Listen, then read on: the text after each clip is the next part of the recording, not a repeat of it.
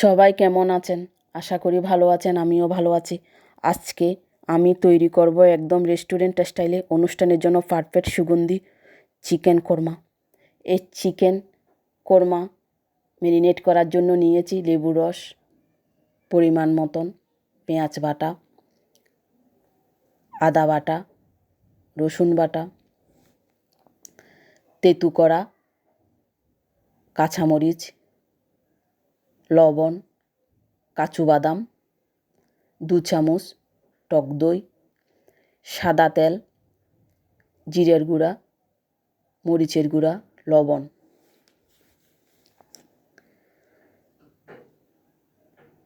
একে একে সব কিছু দিয়ে ভালো করে ম্যারিনেট করে আধ ঘন্টার মতন রেখে দিব। তাহলে দেখতে থাকুন কীভাবে রেসিপিটি তৈরি করছি। পরে দিব চিকেনের মশলা। মশলাটা অবশ্যই দিতে হবে, না দিলে চিকেনের স্বাদটা আসবে না।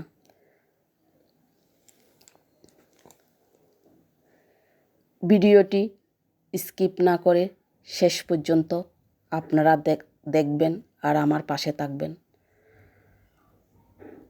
আর সব ধরনের রান্না পেতে চাইলে আমার চ্যানেলটি ফলো করুন।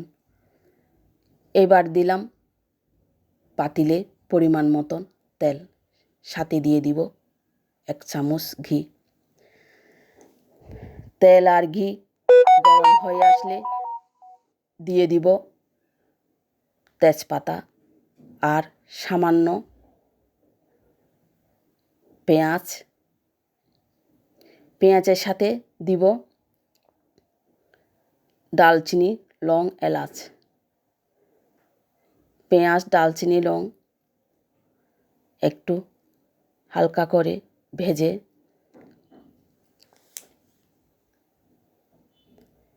ম্যারিনেট করা চিকেন দিয়ে দিলাম।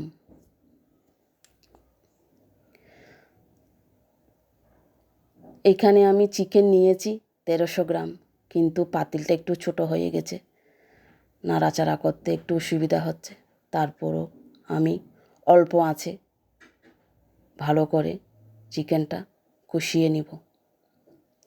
এখানে কোনো গরম জল বা ঠান্ডা জল কোনো কিছুই ব্যবহার করা হবে না। এই রান্নাটা হবে সম্পূর্ণ দুধের উপর। তাহলে দেখতে থাকুন কিভাবে চিকেন কোরমা তৈরি করছি। আপনারাও চাইলে এভাবে চিকেন কোরমা তৈরি করতে পারেন যে কোনো অনুষ্ঠানে। দেখুন চিকেনের কালারটা কীরকম সুন্দর আসছে।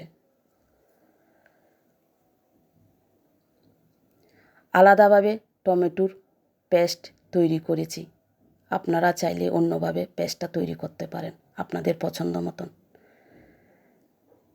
এবার দিলাম গরম মশলা, সাথে দিয়ে দিব তৈরি করা টমেটোর পেস্ট, সাথে দিয়ে দিব কাঁচামরিচ আগেও দিয়েছি, এবারও দিব গোটা কয়েকটা কাঁচামরিচ। মশলার পরিমাণটা আপনারা যেভাবে খাবেন সেভাবে দিতে পারেন, বেশিও দিতে পারেন, কমও দিতে পারেন। এবার দিয়ে দিলাম পেঁয়াজের বেরেস্তা। এবার দিলাম 1 বাটি লিকুইড দুধ। এই দুধের উপর রান্নাটা হবে।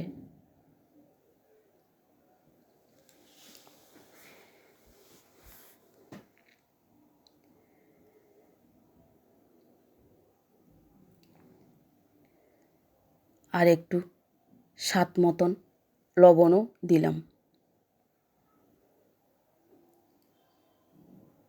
একটু গ্রেভি আছে, গ্রেভিটা থাকবে না, টেনে নেবে যখন রান্নাটা হয়ে যাবে।